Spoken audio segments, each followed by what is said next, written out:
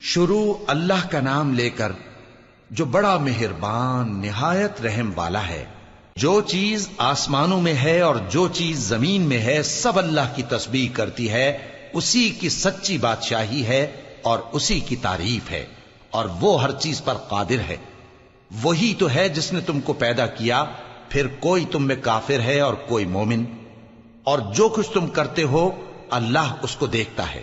اسی نے آسمانوں اور زمین کو حکمت سے پیدا کیا، اور اسی نے تمہاری صورتیں بنائیں اور صورتیں بھی اچھی بنائیں، اور اسی کی طرف تمہیں لوٹ کر جانا ہے۔ جو کچھ آسمانوں اور زمین میں ہے وہ سب جانتا ہے، اور جو کچھ تم چھپا کر کرتے ہو اور جو کھلم کھلا کرتے ہو اس سے بھی آگاہ ہے، اور اللہ دلوں کے بھیدوں تک سے واقف ہے۔ کیا تم کو ان لوگوں کے حال کی خبر نہیں پہنچی جو پہلے کافر ہوئے تھے؟ تو انہوں نے اپنی کرتوت کی سزا کا مزہ چکھ لیا، اور ابھی دکھ دینے والا عذاب اور ہونا ہے۔ یہ اس لیے کہ ان کے پاس پیغمبر کھلی نشانیاں لے کر آتے تو وہ کہتے کہ کیا ایک آدمی ہمیں ہدایت کرے گا؟ تو انہوں نے ان کو نہ مانا اور منہ پھیر لیا، اور اللہ بھی بے نیاز ہو گیا، اور اللہ بے نیاز ہے، لائق حمد و ثنا ہے۔ جو لوگ کافر ہیں ان کا اعتقاد ہے کہ وہ دوبارہ ہرگز نہیں اٹھائے جائیں گے۔ کہہ دو کیوں نہیں؟ میرے پروردگار کی قسم تم ضرور اٹھائے جاؤ گے، پھر جو کام تم کرتے رہے ہو وہ تمہیں بتائے جائیں گے، اور یہ بات اللہ کو آسان ہے۔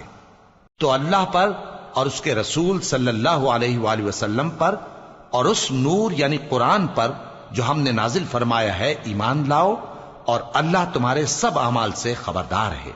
جس دن وہ تم کو اکٹھا کرے گا یعنی حشر کے دن، وہ نقصان اٹھانے کا دن ہے، اور جو شخص اللہ پر ایمان لائے اور نیک عمل کرے وہ اس سے اس کی برائیاں دور کر دے گا، اور جنت کے باغوں میں جن کے نیچے نہریں بہ رہی ہیں داخل کرے گا۔ وہ ہمیشہ ہمیشہ ان میں رہیں گے، یہی بڑی کامیابی ہے۔ اور جنہوں نے کفر کیا اور ہماری آیتوں کو جھٹلایا وہی اہل دوزخ ہیں کہ ہمیشہ اس میں رہیں گے، اور وہ بری جگہ ہے۔ کوئی مصیبت نازل نہیں ہوتی مگر اللہ کے حکم سے، اور جو شخص اللہ پر ایمان لاتا ہے وہ اس کے دل کو ہدایت دیتا ہے، اور اللہ ہر چیز سے باخبر ہے۔ اور اللہ کی اطاعت کرو اور اس کے رسول کی اطاعت کرو، پس اگر تم منہ پھیر لوگے تو ہمارے پیغمبر کے ذمے تو صرف پیغام کا کھول کھول کر پہنچا دینا ہے۔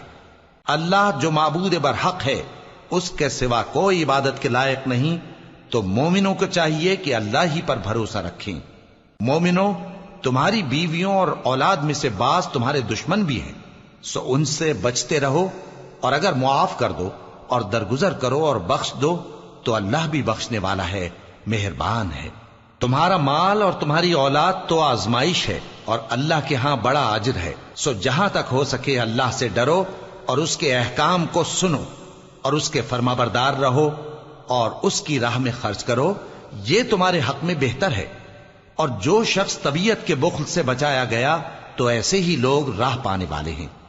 اگر تم اللہ کو نیک نیتی سے قرض دو گے تو وہ تم کو اس کا کئی گنا دے گا، اور تمہارے گناہ بھی معاف کر دے گا، اور اللہ قدر شناس ہے، بردبار ہے، پوشیدہ اور ظاہر کا جاننے والا ہے، غالب ہے، حکمت والا ہے۔